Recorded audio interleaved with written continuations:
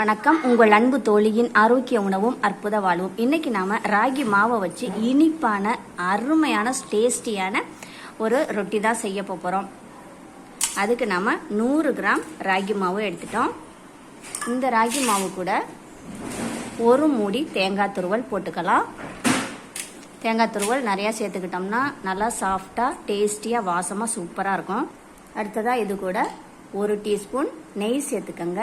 நெய் சேர்த்தா இன்னமும் சூப்பராக இருக்கும். அடுத்தது 5 முந்திரி எடுத்துருக்கேன். இதை கொஞ்சம் பவுடர் மாதிரி பண்ணி போட்டுக்கலாம். பவுடர் பண்ணியாச்சு. இதையும் இதில் போட்டுக்கலாம். அடுத்ததாக இதில் ஒரு 1/4 டீஸ்பூன், அதாவது ஒரு 2 பிஞ்ச் அளவு போட்டுக்கிட்டா போதும், சால்ட்டு போட்டிருக்கேன். அடுத்ததாக இது கூட இந்த ஸ்பூன்னால் 3 ஸ்பூன் நாட்டு சர்க்கரை எடுத்திருக்கேன். இதை போட்டுடலாம். போட்டுட்டு லைட்டாக தண்ணி விட்டு உருண்டை பிடிக்கிறது மாதிரி பிணைஞ்சிக்கலாம். இப்போ ஒரு குட்டி வானிலையில் கொஞ்சமாக எண்ணெய் ஊற்றி அதை நல்லா காய வைக்கிறோம். அது நல்லா ஹீட் ஆகட்டும்.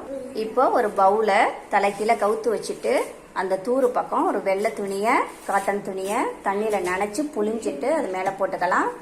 பாருங்க, நல்லா ஒரு உருண்டை பிடிக்கிற அளவுக்கு கெட்டியாக பிசைஞ்சிருக்கேன் மாவை. இதை கொஞ்சமாக எடுத்து உருட்டிட்டு இந்த துணி மேலே வச்சு நல்லா இப்படி நைஸாக தட்டிக்கணும். ரவுண்ட் ஷேப்பில் நல்லா நைஸாக தட்டிக்கணும்.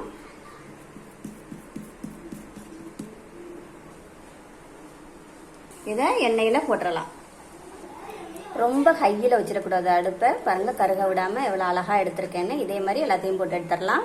பாருங்க, எவ்வளோ அழகாக புஃப்னு நல்லா உப்பிக்கிட்டு வருது. பாருங்க, அழகா இப்படி உப்பிக்கிட்டு வந்தால் நல்லா இன்னமும் சாஃப்டாக பூரி மாதிரி அழகா இருக்கும். சாப்பிட்றதுக்கு நல்லா டேஸ்டியாக சூப்பராக இருக்கும்.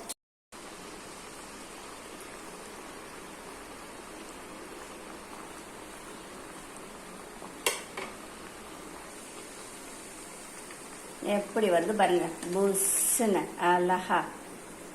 அவ்வளோதான், செம்மையா இருக்கும். இது டக்கு டக்குன்னு எடுத்துடணும், கருக விட்டுறாம.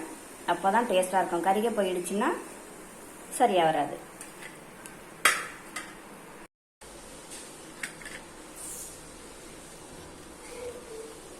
செம்மையா சூப்பரா இருக்கு.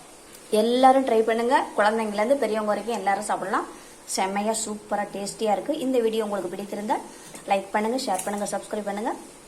மறக்காம பக்கத்தில் உள்ள பெல் ஐக்கானை கிளிக் பண்ணுங்க. நன்றி.